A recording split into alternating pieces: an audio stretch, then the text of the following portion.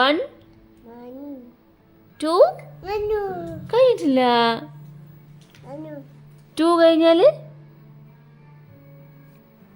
3. 3 കഴിഞ്ഞാൽ 4 എഴുത്. പിന്നെ അല്ല 4 കഴിഞ്ഞാൽ 5 എഴുത്. 5 എഴുത്. 6 കഴിഞ്ഞിട്ടില്ലേ?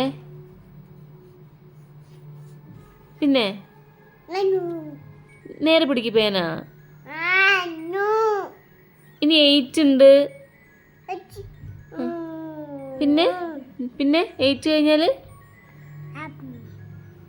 9 ഇല്ല. 9 കഴിഞ്ഞാൽ 9 10.